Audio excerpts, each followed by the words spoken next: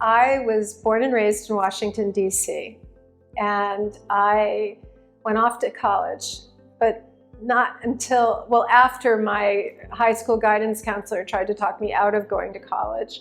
I graduated from Walter Johnson High School in Bethesda, Maryland, and Mr. Sivertson, the one and only time I met with him was a huge high school. He said, "So Elaine, have you thought about hairdressing?" And I said, "No, I'm going to college, white columns, red brick, Georgian architecture." And he said, "Oh." I said, "I'm going to college." Okay, that was it. That was the last time I saw him. And I went home and told my parents that I was going to college. And they said, "That's nice, but we have no money." And I said, "I'm going to go to college. I am going to make this happen." And for some reason, I wasn't a very good high school student. I think I was a very late bloomer. So I got accepted. In those days, you applied to 3 schools, maybe 4 or 5. I got accepted at Guilford College in Greensboro, North Carolina. And they called me up and said, "Oh, Elaine, we like a good solid C student. You're going to be with us." And I was like, "Okay, thanks." So anyway, I go off to college. I find out that the elementary education classes were just like high school. And I was like, no, there is no way I'm taking those things. So I switched to philosophy. I majored in philosophy for a year, and then I majored in English for a year. And then I took an art history course. And I thought, I'm switching my major to art history because that is my life work, that I just know it. So Guilford didn't have an art history major. I transferred and got accepted, thankfully, at the University of Maryland. And I went home for the summer. I went to the Montgomery County Employment Office.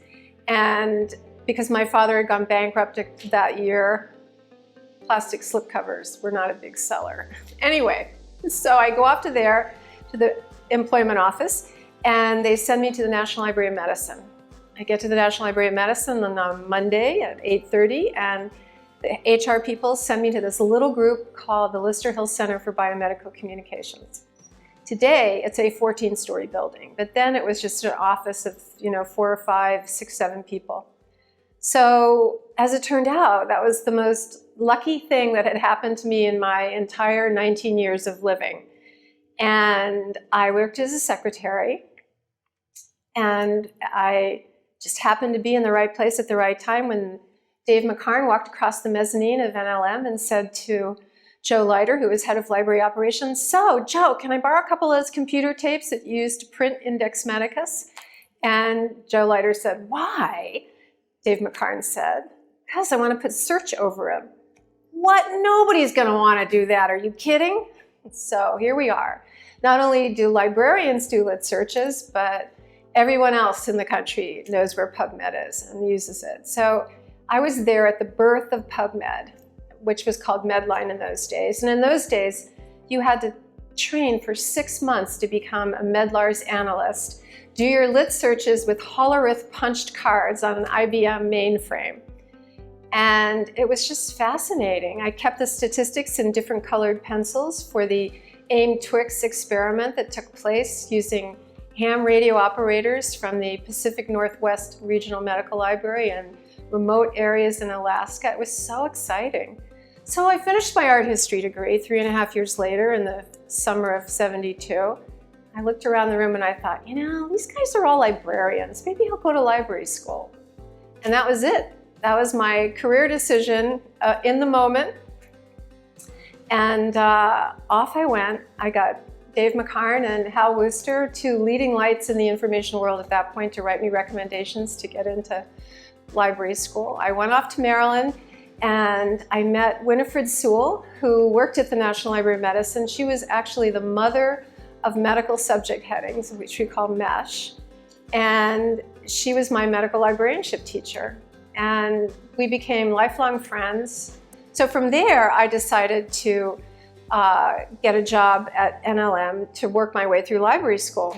So I went to work for the Division of Cancer Treatment as a as a clerk typist, GS4. And so when I finished my master's, I wound up working at the Division of Cancer Treatment in my same group, only doing librarianship work for them. And then I got married and decided to move to Boston, where my husband lived. And so I worked at Countway for 5 years.